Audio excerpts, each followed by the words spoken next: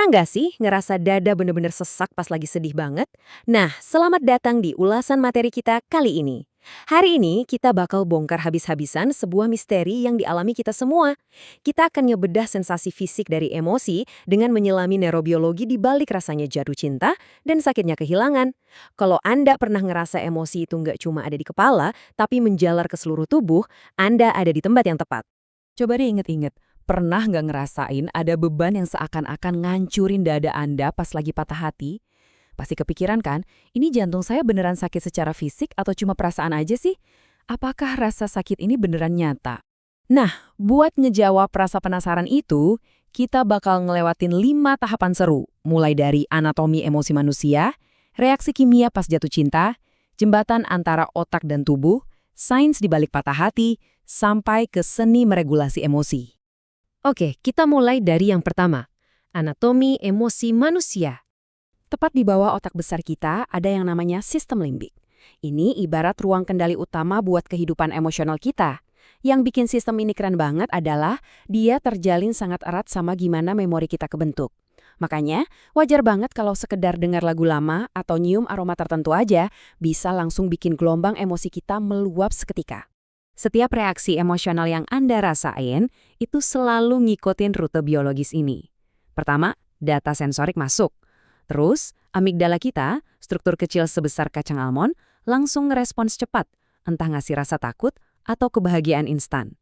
Baru deh setelah itu, korteks prefrontal di bagian depan otak kita turun tangan buat nyoba meregulasi dan merasionalisasi emosi tadi secara logis. Biar kita nggak asal bereaksi aja.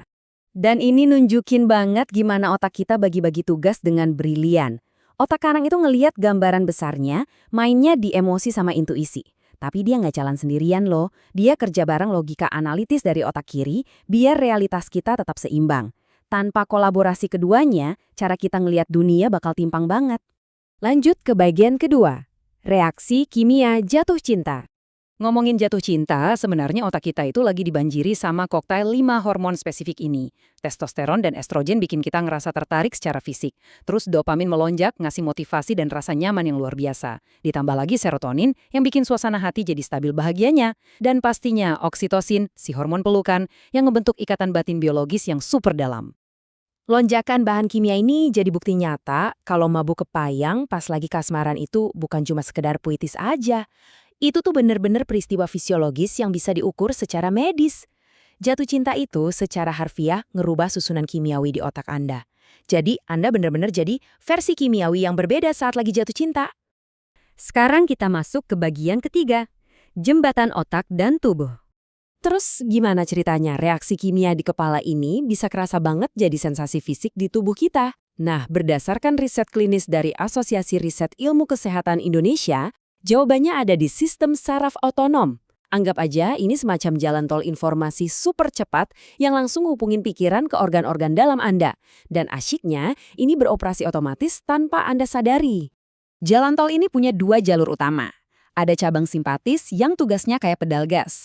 Dia mompa detak jantung pakai norepinefrin pas kita lagi stres atau ngerasa terancam. Di sisi lain, ada cabang parasimpatis yang bertindak sebagai rem.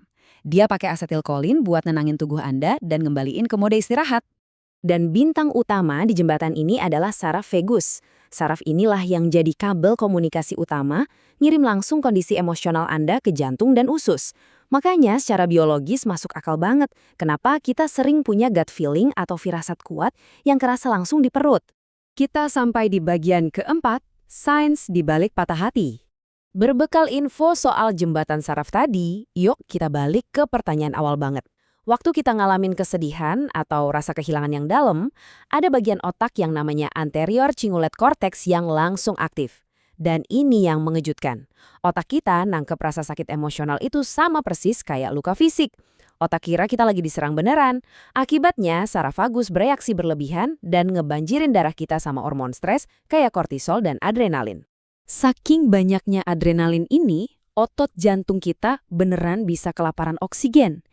Dalam dunia medis, kondisi ini disebut kardiomiopati Takotsubo atau sindrom patah hati. Kenapa namanya Takotsubo? Karena bilik kili jantung yang melemah itu bakal ngebengkak. Bentuknya jadi persis banget sama perangkap gurita tradisional Jepang yang namanya Takotsubo itu. Kerusakan ini bisa muncul di berbagai bagian jantung, bisa di ujung bawah, di tengah dinding, atau bahkan nyerang kedua bilik sekaligus kalau tipenya biventrikular. Ini bukan cuma kiasan loh ya, gejalanya itu benar-benar nyata dan parah, mulai dari nyeri dada mendadak, sesak nafas ekstrim, sampai detak jantung yang gak beraturan, persis kayak orang serangan jantung. Satu fakta yang sangat mencengangkan, hampir 90% dari kasus sindrom patah hati ini dialami oleh wanita. Secara medis, ini sangat berkaitan erat sama penurunan drastis kadar estrogen yang fungsi aslinya ngelindungin jantung, terutama ketika wanita masuk ke fase menopause.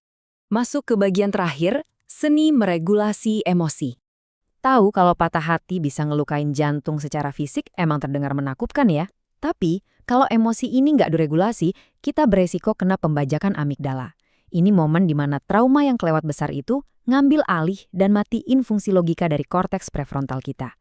Otak jadi cuma bereaksi panik dan nggak bisa dikontrol sama sekali. Biar nggak dibajak, korteks prefrontal kita harus dilatih pakai strategi kognitif.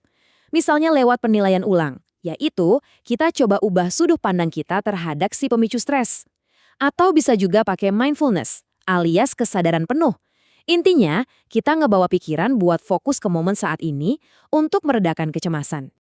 Di sisi fisik, kita bisa manfaatin jembatan saraf tadi buat ngebantu kita. Hal hariannya simpel kayak narik napas dalam itu bisa langsung ngestimulasi saraf vagus buat ngasih efek tenang. Terus, olahraga ringan itu krusial banget buat ngebakar sisa-sisa adrenalin di darah, biar jantung kita tetap aman dari kerusakan yang lebih parah. Jadi, paham neurobiologi ini tuh ngasih kita satu validasi penting. Rasa sakit di dada pas lagi sedih, itu 100% nyata secara biologis. Anda nggak lagi ngada-ngada. Tapi yang paling penting, sains udah membuktikan kalau Anda punya alat neurologis bawaan yang luar biasa di dalam diri Anda sendiri untuk menyembuhkan dan meregulasi kondisi fisik serta pikiran Anda. Nah, sekarang kita tahu kalau perasaan itu sejatinya adalah reaksi fisik dan kimiawi. Dengan kekuatan sebesar itu yang dipunya otak terhadap jantung fisik Anda, langkah kecil apa yang bakal Anda ambil hari ini untuk mulai meregulasi emosi secara sadar dan melindungi kesehatan Anda? Saya harap ulasan materi kali ini bisa memberdayakan Anda. Terima kasih banyak udah menyimak dan sampai jumpa di pembahasan kita berikutnya.